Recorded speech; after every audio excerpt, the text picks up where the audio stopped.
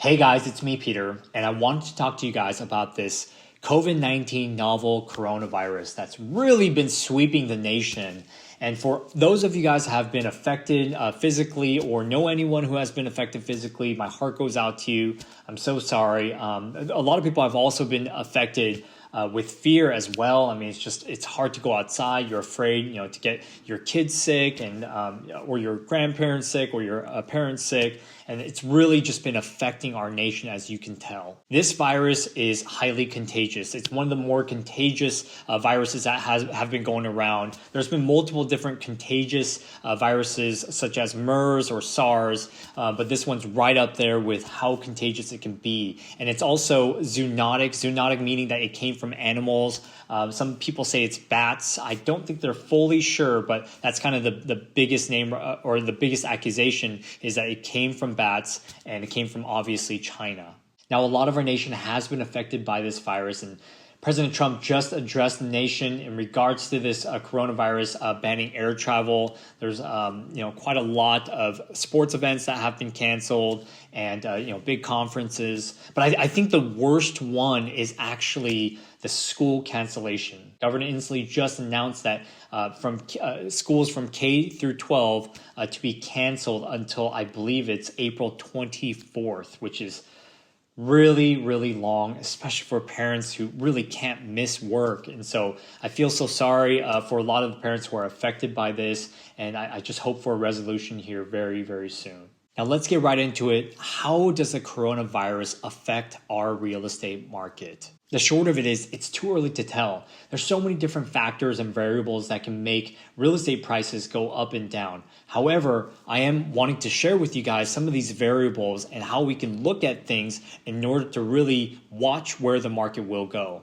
So as of now, the real estate market has not been affected here. There's still incredibly low inventory, and there may be some people who don't go tour homes, some people who may stay home and not go to these open houses, but demand is still very strong. There's 1.45 months of inventory in the whole entire Northwest Multiple Listing Service, so that's incredibly low. And as you know, if you look at supply and demand, I've taught this many times before, right now, supply is incredibly low and demand is still high. But with that framework of supply and demand, how do we know whether the market will go up or down? One big factor is the stock market. Now, as I have said before, a stock market recession doesn't necessarily mean a real estate market recession. But what could happen is that because the company's stocks are down, they're going to have to start laying people off. Take Boeing, for example. A lot of people know that the 747s has really wreaked havoc on their company, and they were already running on credit, but with how much the airline industry was affected, they're even in more trouble and they're going to have to do layoffs. So if people are laid off, then there will be job loss that creates more supply because they won't be able to afford their homes. And then of course, demand decreases because people who have less jobs and won't be able to buy homes. At the same time, keep in mind that as the stock market is crashing, the Feds are going to decrease interest rates in order to prop up the demand. So some of you guys are going to be able to get mortgage rates at under 3%. And if that happens, then the demand will continue to stay strong. And as demand stays strong, then supply will go down, and that could stabilize the market. The other big factor to look at is fear. Fear plays a huge role. I mean, the stock market shouldn't be dropping as quickly as it did, but it did because of just massive fear. It wasn't really backed by any real evidence. I mean, the job market's actually quite strong.